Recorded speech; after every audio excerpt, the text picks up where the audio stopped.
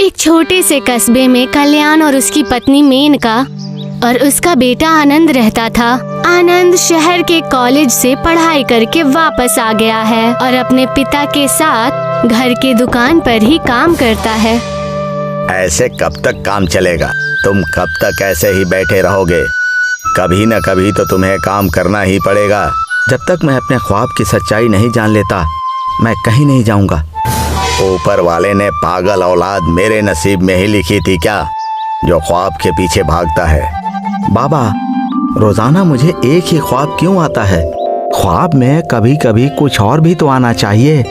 इस उम्र में सपने में परी ही आती है और वो तुमको ही बुलाती है जैसे कि तुम शहजादे पैदा हुए हो। अम्मा, हाँ, हम गरीब लोग हैं। जितनी चादर होती है उतने ही पैर फैलाने चाहिए, न कि फालतू सपने के पीछे भागना चाहिए। तुम्हारी शादी भी नहीं होगी। आखिर ये बात तुम्हारी समझ में क्यों नहीं आती? मुझे आप लोगों से बात ही नहीं करनी। आनंद अपने कमरे में चला गया और सो गया। एक जादुई गुफा में एक परी कैद है और वो मदद के लिए चिल्ला रही है, मुझे बचाओ, मुझे कोई बचाओ, मैं यहाँ कैद हूँ, मुझे बाहर निकालो। आनंद नींद में ही चिल्ला रहा होता है, मैं आ रहा हूँ, मैं आ रहा हूँ, तुम फिक्र मत करो, मैं आ रहा हूँ। और उसकी आंखें खुल जाती हैं और वो परेशान हो जाता है। बहुत हो गया, अब और नहीं।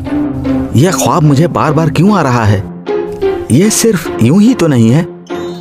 मुझे इस ख्वाब की हकीकत जाननी होगी। आनंद रात में ही घर से निकल गया और जंगल जा पहुंचा। जंगल में बहुत अंधेरा था। मैं भी पागल हूँ क्या, जो एक ख्वाब के पीछे ये खतरा मोल ले लिया?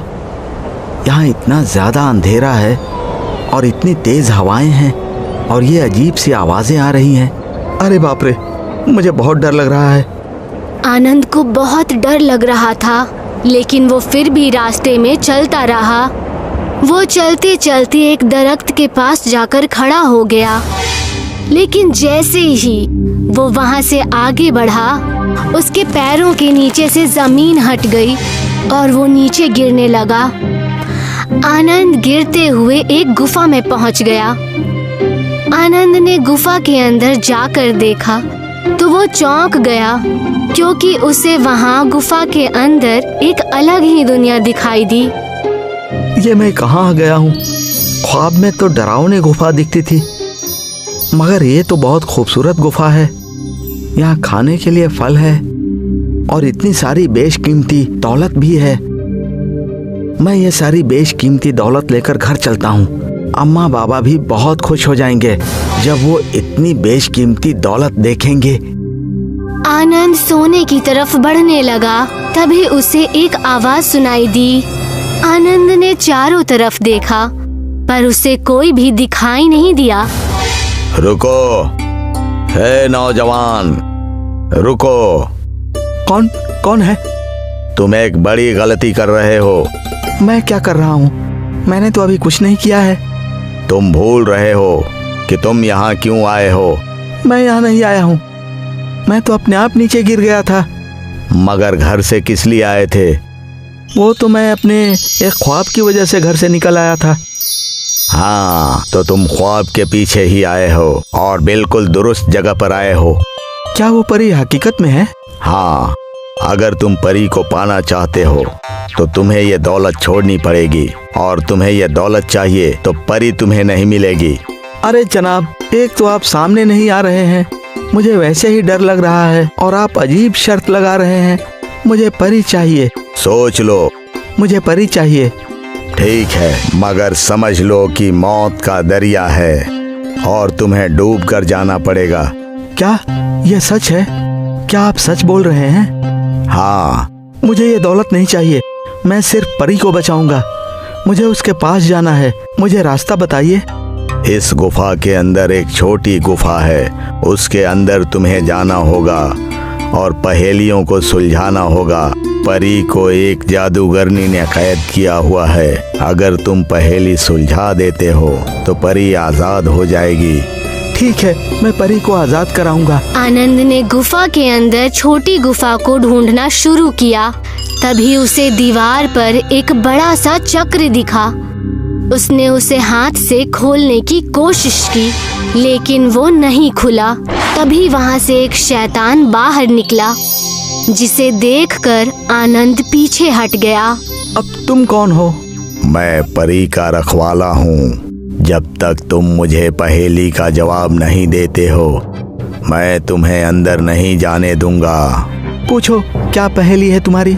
एक ऐसा सवाल बताओ जिसका जवाब कोई हाँ में ना दे सके। एक ऐसा सवाल, ऐसा सवाल है। क्या आप मर गए हैं? इसका जवाब कोई हाँ में नहीं दे सकता।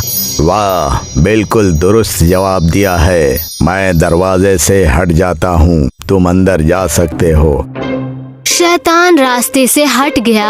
आनंद खुशी खुशी अंदर गया, लेकिन उसे वहाँ पर भी कोई परी दिखाई नहीं दी। आनंद उदास हो गया, क्योंकि वहाँ कोई परी नहीं थी, बल्कि परी की मूर्ति बनी हुई थी। यहाँ परी नहीं है, बल्कि परी की बुत खड़ी है। मैंने तो इसे असली समझा था। ये तो मेरे साथ धोखा हो गया। मगर कोई बात नहीं, मैं इस बुत को ही ले चलता हूँ। मगर मैं इस बुत का करूँगा क्या? आनंद ने गुस्से में आकर परी की मूर्ति को छू लिया और उस मूर्ति से तेज रोशनी बाहर आने लगी। ये देखकर आनंद थोड़ी दूर जाकर खड़ा हो गया। कुछ ही देर में वो मूर्ति परी बन गई और उसने आनंद से कहा, शुक्रिया आनंद, तुमने मुझे आजाद करवा दिया। क्या? मैं अभी भी ख्वाब तो नहीं देख रहा हूँ? मुझे मेरी आंखों पर यकीन नहीं हो रहा है। क्या आप हकीकत में हैं? हाँ, मैं सच में हूँ। अब तुम यकीन कर लो कि मैं आपसे ही विवाह करूँगी। और हाँ, और यहाँ रखा सारा धन हमारा है और मैं एक साधारण लड़की बनकर तुम्हारे साथ रहूँगी। मेरी तो किस्मत ही बदल गई। तुम बहुत ज्यादा ईमानदार हो और सच्चे, नेक दिल और बहुत बहादुर हैं। मैं तुमसे ही विवाह करना चाहती हूँ। आनंद और परी सारा धन लेकर गुफा से बाहर आ गए और एक मंदिर में आकर दोनों ने विवाह कर लिया और फिर अपने परिवार के साथ जाकर खुशी खुशी रहने लगे।